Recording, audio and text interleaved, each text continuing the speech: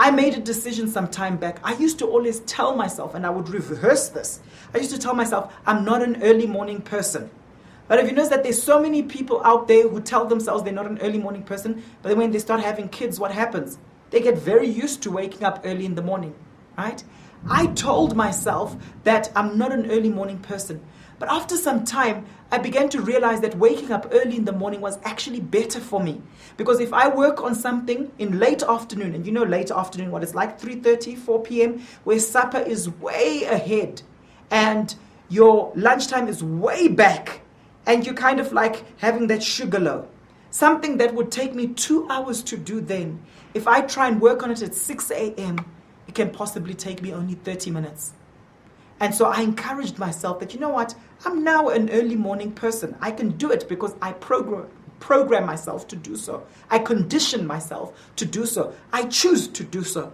What I said a number of years ago, I said to people, and I still do so consistently when they ask me, they say to me, Paul, how's life treating you? And I say, I'm treating it well, thank you. And they said to me when I moved from a place called Four Ways in Johannesburg to Centurion in 2010, we moved there. And people say to me, how's Centurion treating you? And I say, I'm treating it well, thank you. About 13 years ago when we got married, people say to me, Paul, how's marriage life treating you? I say to them, I'm treating it well, thank you. Because my mindset is this: the influence and impact I have on the world around me is bigger than it has on me. When I go into an environment, I create the climate. That's the mentality of leaders. I encourage you to do the same if you're not already doing so. People come to me and they say to me, Paul, I hate the way people speak at work, my colleagues and this person and that person.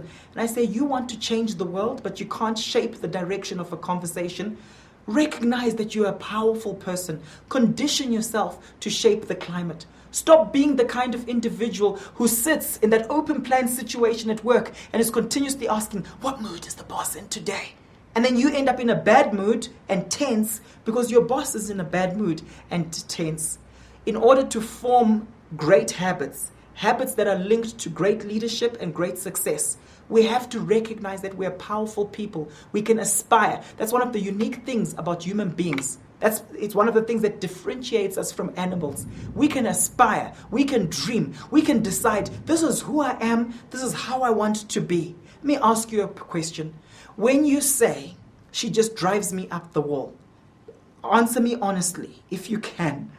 When you say she just drives me up the wall, or maybe he just drives me up the wall, does he physically place you on top of his bonnet and drive you up the wall? No, he doesn't. You end up that wall because you were reacting and not responding. And that's the same with habits. You can decide, these are the habits that are going to make me successful. Decide beforehand. This is what I'm going to do differently, and do it. And write it down.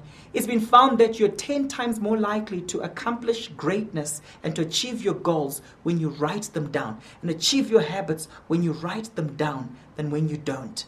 I know some people like to say, yeah, Paul, you know what? I don't want to be bogged down by writing things down. It will bind me to that particular thing. Ask yourself, what causes you to not set goals? What causes you to not be accountable and commit yourself to creating new habits?